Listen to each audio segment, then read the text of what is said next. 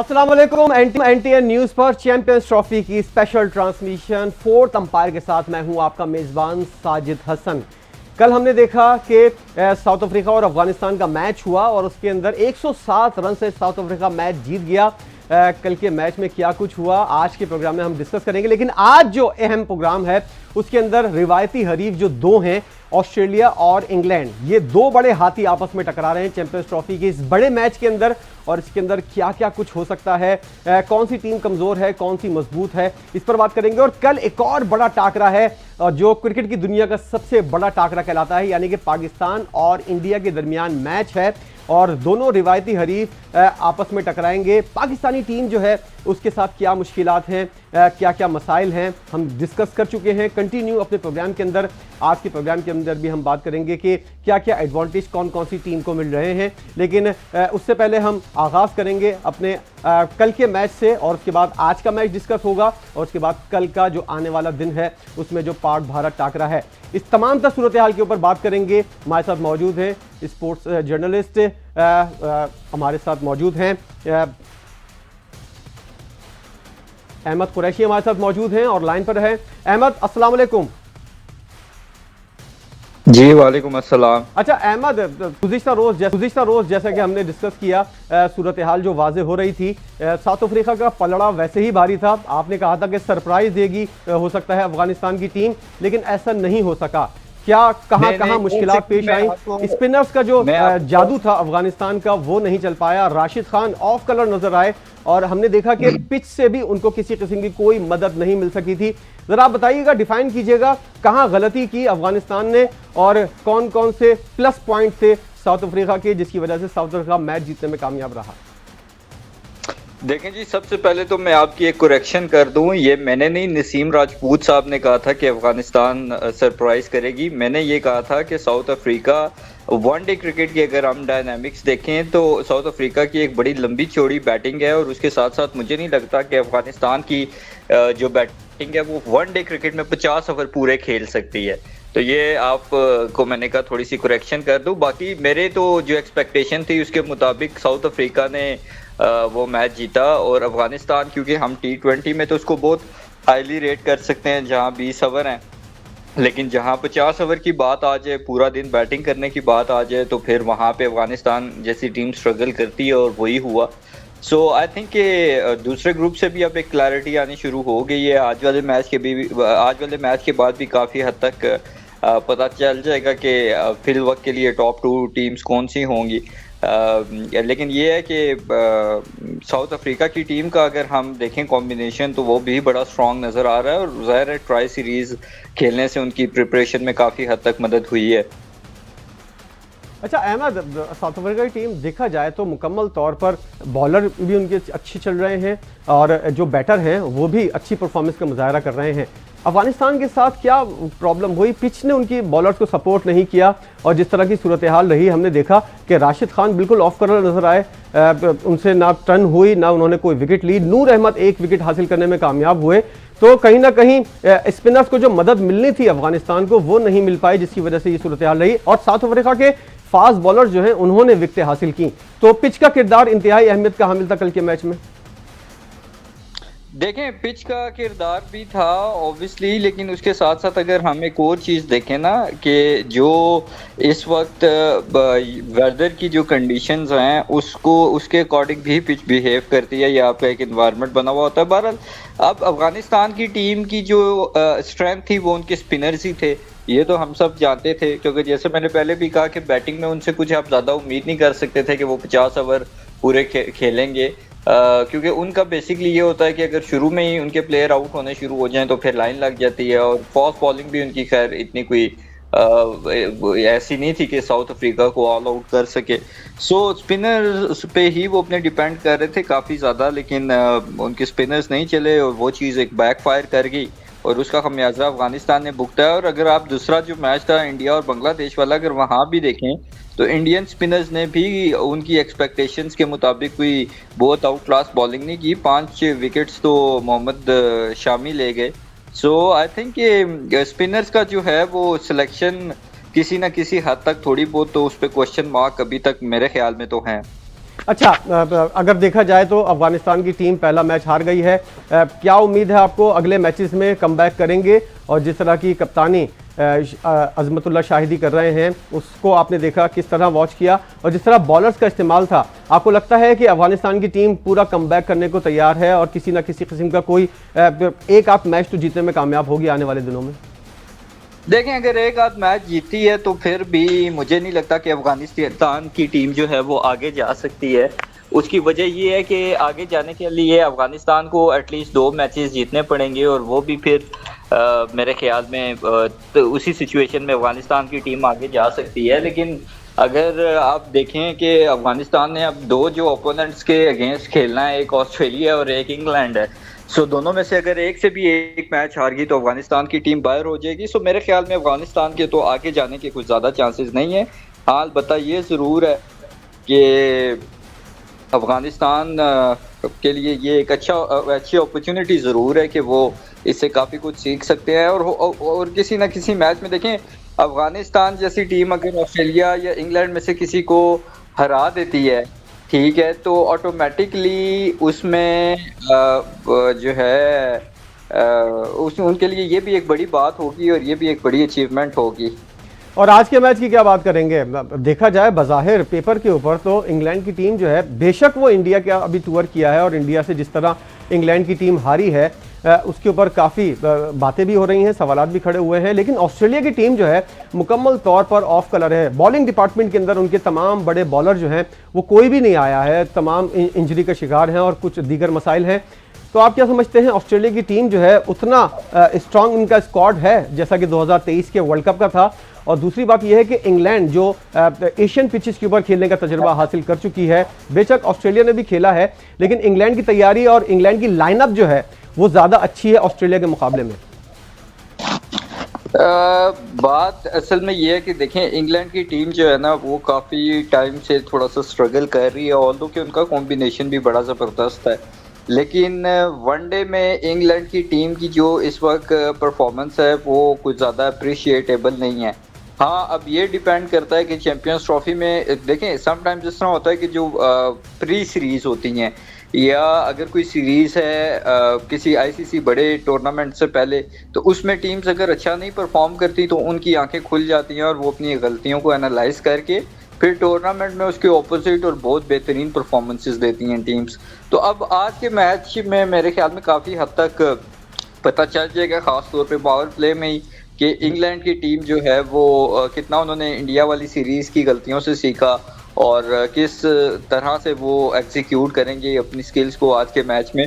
I think कि ये जो बड़ी टीम्स हैं, Australia, England, New Zealand, south Africa, ये इन टीम्स का जो मैच का आप समझ लें कि डिफाइनिंग मोमेंट होता है या एक ऐसा मोमेंट जो ये बता रहा होता है कि ये मैच किस टीम की तरफ जाएगा, वो पावर प्ले से ही आपको अंदाज़ा हो जाता है। सो जो टीम्स हमने देखा कि लिमिटेड ओवर क्रिकेट वैसे भी T20 हो या ODI हो, जो भी टीम्स पावर प्ले को अच्छे तरीके से यूटिलाइज करती हैं वो ऑटोमेटिकली जीत जाती हैं। सो ऑस्ट्रेलिया को भी अगर हम देखें तो ऑस्ट्रेलिया के भी कॉम्बिनेशन में काफ़ी फ़र्क पड़ा है। पैट कमिंस नहीं है, फिर मिचेल मार्श नहीं है, मिचेल स्टार्क नहीं है, हैजलवुड नहीं है। सो ये चीज़ें तो ऑस्ट्रेलिया की भी जो कॉम्बिनेशन है उन पे अफेक्ट करेंगी। लेकिन ऑस्ट्रेलियन क्रिकेट टीम की अगर हम मेंटल स्ट्रेंथनेस की बात करें तो वो हमेशा से ही इतनी स्ट्रॉन्ग और इतनी सॉलिड रही है कि उस पे हम कभी भी जो है उसको बिल्कुल ही ओवर रेट नहीं कर सकते कि ऑस्ट्रेलिया को हम साइड लाइन नहीं कर सकते। सो आई थिंक कि एक तरफ ये इंग्लैंड ने इंडिया वाली सीरीज से क्या सीखा, एक तो वो इम्तिहान होगा इंग्लैंड का, और दूसरी तरफ ऑस्ट्रेलिया का ये इम्तिहान होगा कि उनके जो कॉम्बिनेशन में इतना उलट फेर हुआ है उसके बाद उनके जो अब एक नया कॉम्बिनेशन है वो किस तरह से यहाँ पे परफॉर्म करता है। तो दोनों टीमों का ही टेस्ट है, और जो भी टीम मेरे ख्याल में वो आज का मैच जीतेगी उसके ऑटोमेटिकली चांसेस ज़्यादा हो जाएंगे आगे जाने के, क्योंकि फिर उसने अगला मैच जो है वो इसके साथ खेलना है, अफगानिस्तान के साथ खेलना है। और तो साउथ अफ्रीका भी है, लेकिन मेरे ख्याल में कि उस टीम के चांसेस ज़्यादा बढ़ जाएंगे। और जो जोफ्रा आर्चर की अगर बात करें अहमद, तो जब से वो वापस आए हैं बिल्कुल ऑफ कलर नज़र आ रहे हैं। आप ज़रा ये बताइएगा, आज के मैच में वो खेलते हुए नज़र आ रहे हैं और इंजरी के बाद जब वो वापस आए हैं तो उनकी वो वाली परफॉर्मेंस नहीं है जिस तरह इंजरी से पहले थी। उनसे तमाम बैट्समैन जो हैं वो डरा करते थे, लेकिन अब जोफ्रा आर्चर जो हैं वो बिल्कुल ऑफ कलर नज़र आ रहे हैं। तो आपको लगता है कि वो टीम में शामिल होंगे और जिस तरह का उनसे तवक्कात वाबस्ता हैं उनके ऊपर पूरा करने की कोशिश करेंगे? देखें जी, जोफ्रा आर्चर ऑस्ट्रेलिया के अगेंस्ट बड़ा ज़बरदस्त तरीके से, बड़ा दिलेरी के साथ परफॉर्म करते हैं और बॉलिंग करते हैं। देखिए, फास्ट बॉलर की जो इंजरी होती है उससे वापसी करने में फास्ट बॉलर को थोड़ा सा टाइम चाहिए होता है। इसमें कोई शक नहीं है कि जोफ्रा आर्चर ऑफ कलर नज़र आ रहे हैं। इसके साथ साथ अगर हम अपने नसीम शाह की बात करें तो वो भी इंजरी के बाद से तो बिल्कुल ही ऑफ कलर नज़र आ रहे हैं। सो ऑब्वियसली थोड़ा सा टाइम लगता है। प्लेयर जितना ज़्यादा खेलता है उतना ही रिदम पकड़ता है। उसके साथ साथ सबसे मेन चीज़ ये होती है कि टीम्स अगर ऐसे प्लेयर को ज़्यादा से ज़्यादा नहीं खिला रही तो वो इस चीज़ से अवॉइड करती हैं कि कहीं दोबारा किसी किस्म की कोई इंजरी ना हो जाए, कोई ऐसी चीज़ ना हो जाए जिससे मज़ीद टीम के लिए मसला बने या टीम को स्ट्रगल करना पड़े। या प्लेयर का अपना कैरियर ख़तरे में पड़ जाए। सो आई थिंक कि जोफ्रा आर्चर से काफ़ी उम्मीदें हैं। जिस तरह के वो बॉलर हैं और जिस तरह की वो बॉलिंग करते हैं बहुत इम्पैक्टफुल होती है। सो अभी तो मैंने प्लेइंग 11 नहीं देखी, ये टॉस पे ही पता चलेगा प्लेइंग 11 क्या है। लेकिन अगर जोफ्रा आर्चर खेलते हैं तो डेफिनेटली एक बड़ा एज होगा इंग्लैंड की क्रिकेट टीम को, क्योंकि एक साइकोलॉजिकल भी उनका इम्पैक्ट होता है ऑस्ट्रेलियन टीम पे। अच्छा, आज जो है वो कज़ाफ़ी स्टेडियम में मैचेस का आगाज़ होगा। पिच कैसा बिहेव करेगी इस बात का भी अंदाज़ा होगा। जो पास्ट के अंदर कज़ाफ़ी स्टेडियम की तारीख रही है और जो मैचेस इंटरनेशनल यहाँ पर खेले जाते हैं, पिच जो है वो सपोर्ट करती है, ख़ास तौर पर थोड़ा बहुत स्पिनर्स को और फास्ट बॉलर्स को भी मदद मिलती है। लेकिन यहाँ पर आईसीसी के जो क्यूरेटर हैं वो आकर पिच बना रहे हैं। तो अहमद, आपको क्या लगता है, पिच बॉलिंग और बैटिंग दोनों को सपोर्ट करेगी? देखिए, पाकिस्तान में तो यूजली जो पिचेस होती हैं, क्योंकि वो आपकी जो सॉइल है वही ऐसी है, जो पिच में यूज़ होती है जो कि बैटिंग फ्रेंडली होती है और ज़्यादा से ज़्यादा वो स्पिनर्स को सपोर्ट करती है। इन सम सिनेरियोज जो कि बहुत रेयर होते हैं, वहाँ पे फास्ट बॉलर्स को कुछ एक्स्ट्रा हेल्प मिल जाए तो मिल जाए। तो एक्सपेक्ट तो हमें यही करना चाहिए, जो टीम भी पहले बैटिंग करती है एटलीस्ट 300, 350, सवा 300 रन वो करे, तभी वो सेफ स्कोर होगा। देखें, अब कल वाले मैच में भी अगर आप देखें तो साउथ अफ्रीका ने जिस तरह से बैटिंग की, उसके बाद जब 300 स्कोर उन्होंने ऑन बोर्ड लगाए तो वो एक साइकोलॉजिकल रिलीफ होता है आपके पास कि आपके पास इनफ रन्स हैं ऑन द बोर्ड के आप अगली टीम को खुल के भी बॉलिंग कर सकते हैं, आप डिफरेंट अपने एक्सपेरिमेंट्स भी कर सकते हैं। अब अगर आपने किए ही 260-70 हैं या 240 हैं तो फिर उसमें आपके पास मार्जिन ऑफ एरर बहुत कम हो जाता है और आपके बॉलर्स को फिर एक्स्ट्रा एफर्ट पुट करनी पड़ती है और फिर वो सारा मैच कहीं ना कहीं बॉलर्स की बॉलिंग पे चला जाता है और आपकी फील्डिंग पे कि किस तरह से आप एग्जीक्यूट करते हैं अपने स्किल्स को, तभी आप मैच में रह सकते हैं, अदरवाइज आप मैच हार सकते हैं। सो आई थिंक कि बैटिंग और अप टू सम एक्सटेंट शायद स्पिनर्स को थोड़ा बहुत हेल्प आउट करे। आदिल रशीद का स्पेल बहुत ज़्यादा अहम होगा और मेरे ख्याल में दूसरी तरफ से एडम जंपा का, इन दोनों पे काफ़ी हद तक डिपेंड करेगा और मुझे लग रहा है आदिल रशीद या एडम जंपा में से कोई 1-5 विकेटें लेगा आज। और जो है टॉस कितनी अहमियत का हामिल है अहमद कुरैशी? टॉस जीतने के बाद अगर कोई बैटिंग करता है तो ड्यू फैक्टर जो है वो सेकंड इनिंग में सामने आता है, उसको भी ख्याल रखना होता है। तो टॉस अहमियत का हामिल है और जो टीम टॉस जीतेगी, क्या एक्सपेक्ट किया जाता है, वो क्या फैसला कर सकती है? देखें जी, टॉस की अहमियत मेरा नहीं ख्याल कि इस सीज़न में कोई इतनी ज़्यादा बहुत ज़्यादा है। उसकी वजह ये है कि कोई भी टीम अगर टॉस जीती भी है तो वो अपने प्लान के मुताबिक ही फैसला करेगी। अब इंडिया ने जैसे टॉस जीत के पहले बॉलिंग का फैसला किया क्योंकि उनको ये था कि हम जल्द से जल्द, उनका प्लान था कि हम बांग्लादेश को जल्द से जल्द आउट करें और उसके बाद फिर हम उस टारगेट को as soon as possible chase करें। सो अब ये डिपेंड करता है कि ऑस्ट्रेलिया टॉस जीतता है या इंग्लैंड जीतता है तो उनके माइंड में क्या है। क्या वो पहले बैटिंग करके बड़े से बड़ा टोटल बोर्ड पे लगाना चाहते हैं और फिर ये चाहते हैं कि उनके बॉलर्स उस टोटल को डिफेंड करें और दूसरी टीम को जल्द से जल्द आउट करें, या फिर वो ये चाहते हैं कि दूसरी टीम पहले बैटिंग करे और उनके सामने एक क्लैरिटी आ जाए कि ये टारगेट है जो हमने 50 ओवर्स में चेस करना है और उसके अकॉर्डिंग वो बैटिंग करे। तो हर टीम का अपना प्लान होता है और टीम्स अपने प्लान के मुताबिक ही फैसला करती हैं कि टॉस जीत के उन्होंने क्या डिसीजन लेना है। ये तो दो रिवायती हरीफ है अहमद कुरैशी, एशिस के जो है आपस में टकराने वाले। अब एक और दो रिवायती हरीफ जिनका मैच कल है, इंडिया और पाकिस्तान का। इमामुल हक आपको टीम के अंदर आते हुए, मतलब फाइनल 11 के अंदर आते हुए नजर आ रहे हैं, या उनको रेस्ट करवाया जाएगा और मौका दिया जाएगा आखिरी मैच के लिए? बनता तो नहीं है, खिलाना चाहिए। और दूसरा, लाइनअप के अंदर कोई तब्दीली देख रहे हैं आप पाकिस्तान की? जो न्यूजीलैंड के खिलाफ खेली थी टीम वही खेल रही है, बस फ़खर जमान की जगह जो है वो इमामुल हक टीम के अंदर शामिल हो जाएंगे, ऐसा ही है?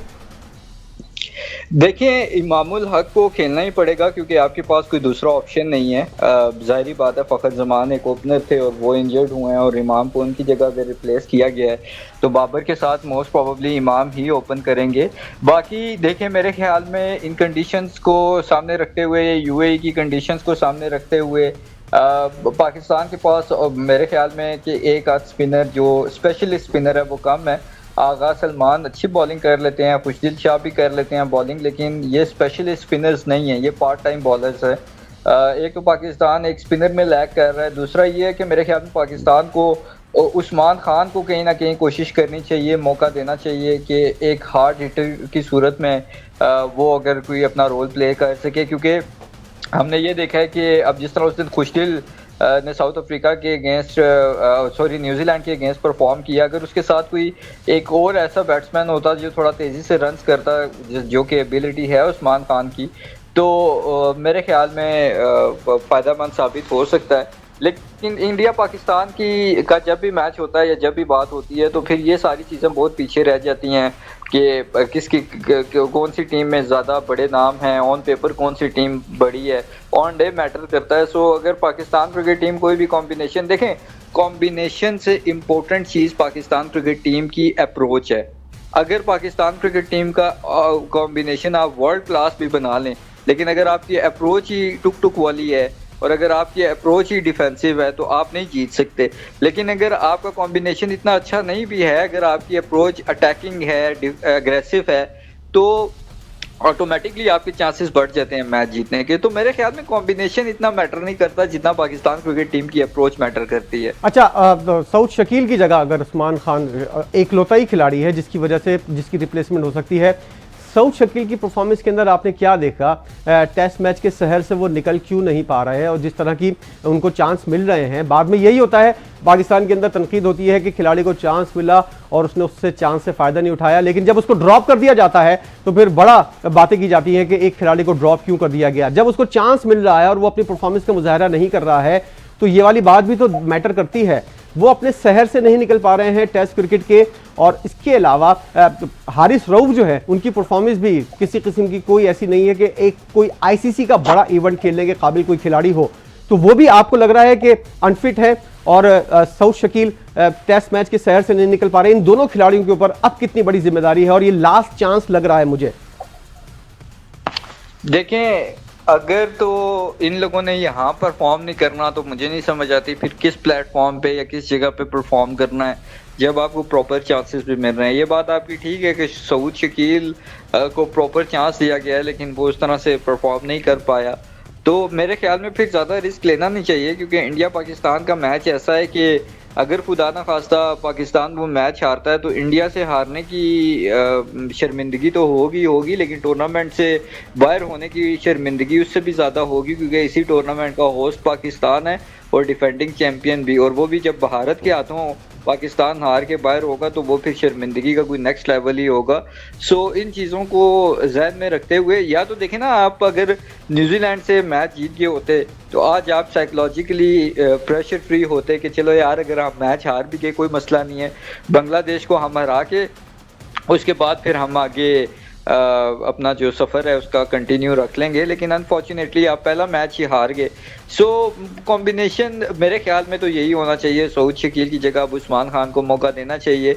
मैं ये पहले भी कह चुका हूँ कि 2 प्लेयर्स आपकी टीम में होने चाहिए थे जिन्होंने ऑस्ट्रेलिया और साउथ अफ्रीका के टूर पे आपकी ओडीआई विक्ट्री में बहुत अहम रोल प्ले किया। एक तो सुफियान मुकीम और दूसरा इरफान खान न्याजी के बारे में हमने देखा है कि वो काफ़ी बड़ी हिट्स लगाते रहे हैं और काफ़ी अच्छा उनका एक्सपीरियंस रहा है पाकिस्तान क्रिकेट टीम में, तो उनको बाहर करना मेरी समझ से बाहर है। बहरहाल अब जो आपके पास ऑप्शंस हैं उन्हीं के साथ आपने जाना है, और लेट्स सी, हो सकता है कि पाकिस्तान क्रिकेट टीम में फ़हीम अशरफ को भी शायद मौका दिया जाए।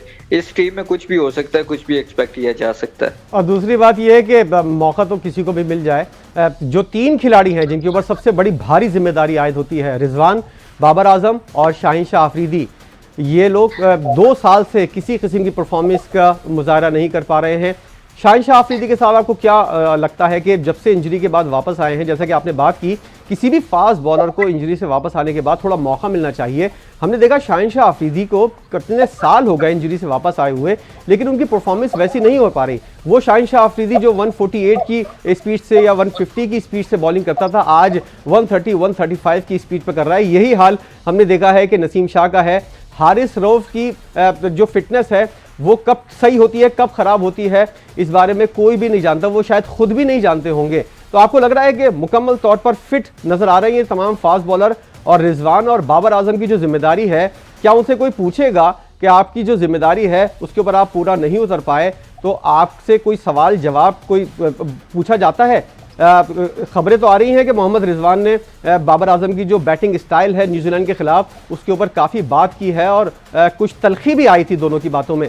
ऐसा होना चाहिए, पूछना चाहिए कि जिस टारगेट को आपको दिया था वो टारगेट आप अचीव नहीं कर पाए हैं, तो आपने क्या किया, ऐसा किस सोच के साथ आप खेले?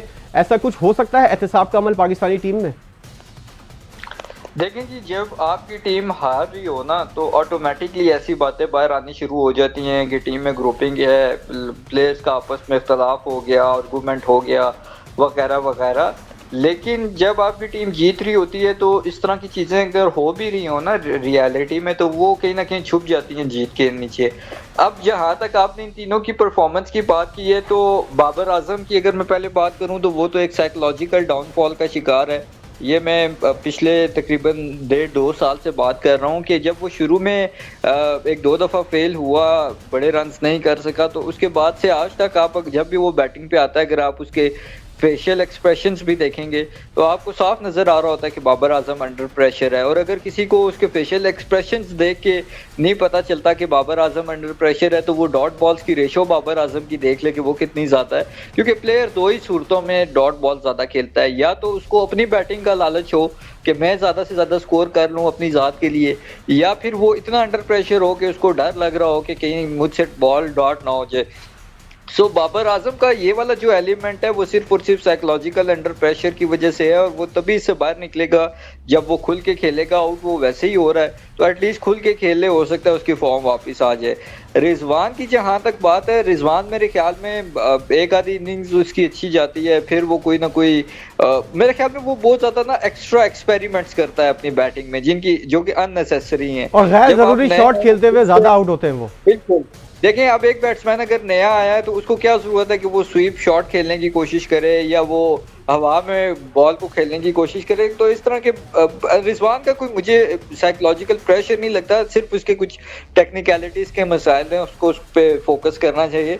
जहां तक शाहीन अफरीदी की बात है, देखें शाहीन अफरीदी शुरू के 2 ओवर्स या 4 ओवर्स अगर बॉल नहीं है तो उसमें अगर वो विकेट्स ले जाए, अदरवाइज फिर शाहीन अफरीदी को शाहीन से कबूतर बनने में ज़्यादा टाइम नहीं लगता, उसको उसकी इतनी कुटाई हो जाती है। सो उसको देखना पड़ेगा कि किन एरियाज़ में वो लैग कर रहा है। मेरे ख्याल में जो पाकिस्तान क्रिकेट टीम की बॉलिंग यूनिट का सबसे बड़ा मसला है, एक तो विकेट टू विकेट बॉल नहीं कर रहे। देखें, जब विकेट टू विकेट आप बॉल करते हैं, आपको बैट्समैन को बोल्ड करने का, LBW का, इवन कॉट बिहाइंड वगैरह का भी काफ़ी हद तक चांस होता है। बैट्समैन फंस के खेलता है काफ़ी हद तक, जब आप लगातार उसको विकेट टू विकेट बॉल करें। लेकिन जब आप उसको रूम देंगे, आप ऑफ स्टंप से बहुत ज़्यादा बाहर बॉल कर रहे हैं या डाउन द लेग साइड कर रहे हैं, फिर यॉर्कर्स की एग्जीक्यूशन नहीं है। मुझे नहीं समझ आती कि हमारे फास्ट बॉलर्स यॉर्कर करना क्यों भूल गए हैं। सो ये चीज़ें देखनी पड़ेंगी। सिर्फ शाहीन का मसला नहीं है, मसला आपका हारिस रऊफ का भी उसी तरह ही है। हारिस रऊफ का तो 4 ओवर से 5वां ओवर हो जाए तो उससे बॉलिंग नहीं होती, उसको कोई ना कोई मसल उसका पुल हो जाता है। फिर जब आपको पता है आपकी बॉडी इतनी सेंसिटिव है, तो आपको एक्स्ट्रा सेलिब्रेशन में क्या जरूरत है इतना एग्रेसिव होने की। हसन अली जिस तरह से वो जनरेटर चलाते थे विकेट लेने के बाद, अहमद साथ रहेगा हमें सीनियर साहब और स्पोर्ट्स एनालिस्ट पीजे मीर साहब ने भी, अहमद से भी हम बात करेंगे। और पीजे मीर साहब खुद भी फर्स्ट क्लास क्रिकेट खेल चुके हैं और पाकिस्तान क्रिकेट बोर्ड के अंदर भी अहम ओहदे हासिल कर चुके हैं और काम कर चुके हैं। पीजे मीर साहब, बात हो रही है पाकिस्तान और इंडिया के बड़े मार्के की। क्या मसला नजर आ रहा है पाकिस्तानी टीम के अंदर आपको? जिस तरह की परफॉर्मेंस पिछले 2 साल से हम अगर बात की जाए 2023 के एशिया कप और उसके बाद वर्ल्ड कप और उसके बाद T20 वर्ल्ड कप और उसके बाद अब जो सूरत हाल है चैंपियंस ट्रॉफी के, हमने क्या गलती की जिसकी वजह से पाकिस्तानी टीम डाउनफॉल का शिकार हुई? और 3 जो अहम और बड़े खिलाड़ी हैं, शाहिन शाह अफरीदी, बाबर आजम और मोहम्मद रिजवान, ये अपने ओहदे से इंसाफ करते हुए क्यों नजर नहीं आ रहे? पीजे मीर साहब। देखिए जी, नंबर 1, ये हमारे जो अनफॉर्चुनेटली एक जो सिस्टम चला आ रहा है, ये है lastminute.com। टीमें, हर टीम अच्छी होती है इस लेवल के ऊपर, लेकिन आपका जेलिंग बहुत इंपॉर्टेंट होती है। हमारी टीम की जेलिंग होती कोई नहीं है, हमारे अंदर कोई टीम कॉम्बिनेशन बनता कोई नहीं है, और विद रिजल्ट के लास्ट मिनट पे आप लड़के वो लेके अंदर आ जाते हो जो कि कभी पहले टीम में खेले नहीं, साल 2 साल, फिर आप उनको टीम में भी रख लेते हो, फिर आप एक्सपेक्ट करते हो कि वो परफॉर्म करें। अब ये जो 3 लड़के आपने जिनका नाम लिए, पर्टिकुलरली मैं बाबर की बात करूंगा। बाबर एक बैड पैच से जा रहा है, ये वर्ल्ड क्लास प्लेयर है, बैड पैच से जा रहा है, लेकिन इसको ये जरूरी नहीं है कि अगर बैड पैच से जा रहा है इसको खिलाई जाओ। और भाई इस रेस्ट दे दो, कोई बुरी बात नहीं है, रेस्ट दो और लंबा सोचो। यही चीज होती है, आप लड़के को स्टेल नहीं करते हो। मुझे अभी तक याद है कि ये जो 2 बहुत बड़े फास्ट बॉलर्स ससेक्स के लिए खेला करते थे, गात लरू और इमरान खान, ये सिलेक्ट मैचेस के अंदर खेला करते थे और इनकी हर मैच पहले मैच के तरह इनकी परफॉर्मेंस होती थी। हमें भी इसी तरह करना चाहिए, लड़कों को स्टेल आउट ना करें। हम जाते हैं इंस्टेंट विक्ट्री की तरह, लाइक इंस्टेंट कॉफी, इस तरह नहीं होता है। लॉन्ग टर्म सोचो और बैकअप्स तैयार रखो। हम बैकअप्स तैयार नहीं रखते, हम बैकअप्स को इमीडिएटली जनरेट कर देते हैं। इस तरह कभी भी कोई क्रिकेट का सिस्टम नहीं चलता। आपकी क्लब क्रिकेट नहीं इस तरह चलती यार, जो हम तो पाकिस्तान क्रिकेट की या इंटरनेशनल क्रिकेट की बात कर रहे हैं। तो यहाँ हमें जो अनफॉर्चुनेट जो चीज़ है, इस वक्त जेलिंग नहीं है, टीम जेलिंग नहीं है, कॉम्बिनेशन सही नहीं बन रहा, और साथ साथ हमारा ये जो कैप्टन है, इसको चाहिए कि ये लड़कों की एबिलिटी पे ट्रस्ट करे। अगर ये इसको कुछ समझ होती इसको क्रिकेट की, तो ये सबसे पहले खुशदिल को भेज देता, ये किसी और को भेज देता। तुमने बाबर को भेजा जो वैसे ही स्ट्रगल कर रहा है, और आपने देख लिया कितने अबाउट 80 बॉल्स के अंदर उसने 50 किया। इस पर तनकीद होगी, हाँ जी वो अपने लिए खेल रहा है। भाई अपने लिए अपनी बात है, आपने एज ए टीम देखना है कि लड़का किस तरह परफॉर्म कर रहा है। तो ये जो चीजें हैं छोटी मोटी, इसके लिए आपको एक, मैं समझता हूँ, एक मोटिवेटर चाहिए। कोचेस जो होते हैं ये मेरी नजर में बिल्कुल यूजलेस है, क्योंकि जब आप इस लेवल पे पहुंच जाते हो, you are good enough to play any kind of cricket. तो इसके अंदर आपको मोटिवेट, आपका कोई सीनियर प्लेयर हो, आपको मोटिवेट करता रहे और आपको आगे चलाता रहे। That's simple as that.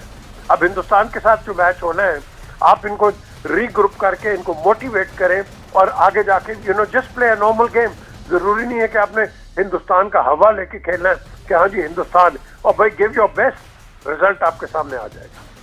और शाहिन शाह अफरीदी के ऊपर आप क्या कहेंगे? 150 की स्पीड से बॉल करने वाला 130 135 की स्पीड के ऊपर आ गया, क्या वो आपको फुल फिटनेस के साथ बॉलिंग करते हुए नजर आ रहे हैं? उनके फिटनेस मसाइल, और दूसरा हारिस रऊफ इंजरी के बाद वापस आए, उनकी भी रफ्तार वैसी नहीं है, ना लाइन और लेंथ वैसी है, और नसीम शाह बिल्कुल ऑफ कलर। जिस तरह की सूरत हाल है, हर बड़े टूर्नामेंट से पहले इन खिलाड़ियों को क्या हो जाता है पीजे मीर साहब, बॉलिंग डिपार्टमेंट हमारी वैसा परफॉर्म क्यों नहीं कर पा रही?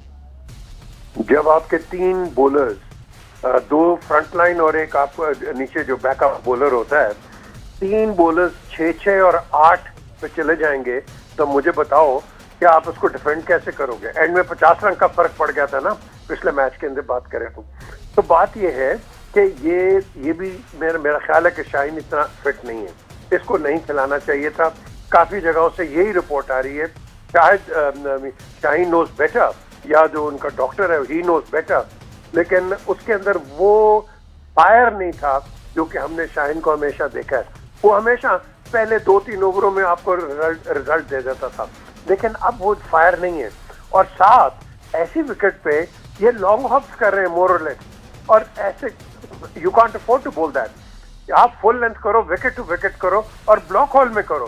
ब्लॉक होल किधर गया भाई? तो आप भूल ही गए हो ब्लॉक होल को। ये जितनी इसके अंदर आप विड्थ दोगे, अब तो क्रिकेट बिल्कुल इनोवेट हुई हुई है, वो रिवर्स बैट भी मार देते हो, ऊपर से over the head of the keeper आप खेल लेते हो, हर किस्म की क्रिकेट चेंज हुई है। तो जब तक आप विकेट टू विकेट बॉल नहीं करोगे आपको रिजल्ट नहीं मिलेगा। और इन तीनों ने मैं समझाऊं कि ये ऐसी up to the standard, up to their standard, जो आपने बड़ा अच्छा सवाल लफ्ज किया, वो उस मयार पे नहीं उतरेंगे। इनको भी मैं समझता हूँ कि इनका पता नहीं कौन है बॉलिंग कोच, उसको भी चाहिए कि इनको समझाए या इनको रीमोटिवेट करे। कीजिए मीर साहब, बॉलिंग कोच कुछ भी हो, आकिब जावेद जैसा खिलाड़ी जब ड्रेसिंग रूम के अंदर मौजूद है तो कुछ किसी को कुछ बताने की ज़रूरत नहीं है। वो अपनी जो तजर्बा है वो खिलाड़ियों के अंदर क्यों नहीं डाल रहे। और जब कोई अगर ख़राब बॉलिंग कर रहा होता है तो एक खिलाड़ी को आप पानी के बहाने भेजें, मैसेज दें और वापस बुला लें, ये सब चीज़ें क्यों नहीं होती हुई नजर आ रही।